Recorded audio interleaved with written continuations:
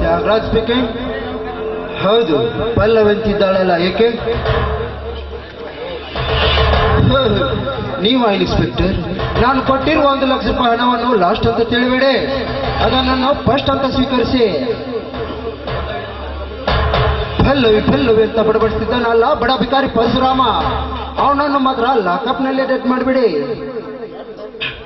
ನಾನು ಖುದ್ದಾಗಿ CM ಅವ್ರ ಜೊತೆ ಮಾತನಾಡಿ ನಿಮಗೆ ಪ್ರಮೋಷನ್ ಕೊಡಿಸ್ತೀನಿ.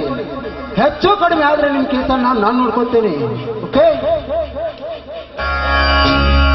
ಹೌದು ಇನ್ಸ್ಪೆಕ್ಟರ್, ನೀವು ಈ ಕೆಲಸ ಮಾಡಿಕೊಟ್ರಿ ಆ ಪಲ್ಲವಿ ಕೈ ಹಿಡಿದು ಆ ವಾದಿರಾಜನ ಆಸ್ತಿಗೆ ನಾನೇ ಎದುರಿಯಾಗುತ್ತೇನೆ. Thank you very much.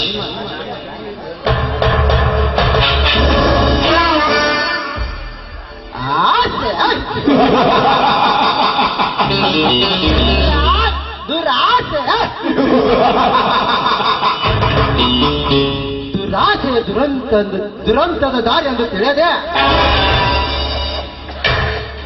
ತನ್ನ ಅಣ್ಣನ ಮಗನೇ ಕೊಲೆ ಮಾಡಿದನಲ್ಲ ವಾದಿರಾಜ.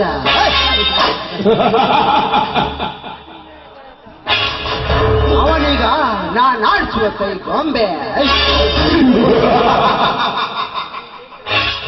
ಈ ಕೈ ಚಳಕದ ಚಪಲತೆಯಿಂದ ನಿರಪರಾಧಿ ಪರಶುರಾಮನ ಕೈಗೆ ಬೇಡಿ ಹಾಕಿಸಬೇಕಾದರೆ ನಾ ಬಯಸಿದ ಪಲ್ಲವಿ ರೂಪ ಸೌಂದರ್ಯವೇ ಸಾಧ್ಯ.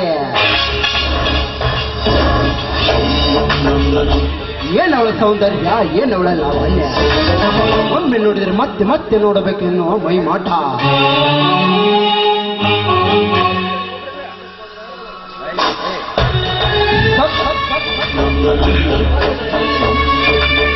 ಸ್ವರ್ಗದ ಅಧಿಪತಿ ಆಗಿ ಅವರ ಸಿರಿ ಸಂಪತ್ತಿಗೆ ನಾನೇ ದೊರೆಯನಾಗಿ